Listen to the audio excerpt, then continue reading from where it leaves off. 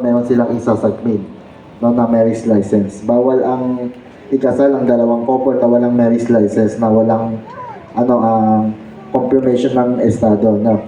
Ang marriage license, ito ay kinukuha sa civil registrar. No? Ilang oras, sa po ko, ilang oras kayo nag-seminar? Isang oras. Isang oras. Ano mga natutunan niyo sir?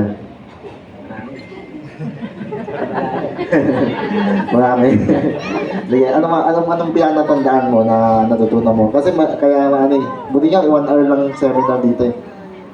Yung sa ano po, sa family planning. Family planning. Sa inyo naman ma'am, pinakatandaan niyo po. Yung pinayo po sa inyo. Yun din po, yung family planning, since buntis ako, ina-advisean din nila yung mga, yung about sa contraceptive. Okay. Then naman actually, meron pa yung counseling eh, no? Kasi ang papasukin mo, kaya sinasabi na kayo, para aware kayo sa papasukin ninyo. No? Marriage license, kinukuha sa CPU, para aware kayo na ang kasal ay hindi to basta-basta, no? Ito ay hindi to pang lifetime.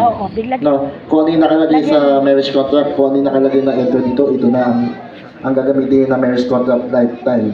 No? Ito yung permanent union between man and woman, no, na panghabang buhay yun na panghawakan, na dapat kayo ay sigado kayo kapag magpapakasal. Kasi ang kasal hindi to isang laro, no. Ito ay seryosong bagay, no. May tinatawag na marriage license para sa mga magkasintahan, no, katulad ninyo. Pero kapag mga live-in ng 5 years, hindi na nila kailangan ng marriage license. Yung mga may mga anak na, no, yung mga na nagkasama, 5 years, 10 years, 15 years, minsan 20 years, hindi pa sila mga inakalaan kinasal mo, nasa 15 years na sila. Ngayon lang nagpakasal. No? Hindi na nila kailangan kumuha ng marriage license. So, normal and birth certificate na lang.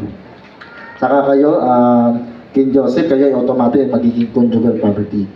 Ibig sabihin, lahat mga maipupundan mo, o mga pagmamayari ninyo, bawat isa, magiging conjugal yan. No? May mga kinakasal na ayaw nila ng conjugal property. Pwede sila magpagawa ng prenuptial agreement before wedding. Yun ay hindi man kailanman ang magiging isang property. Then, yun nga, para pa mapawang bisa ang kasal, ang tatlong requirements dito, isang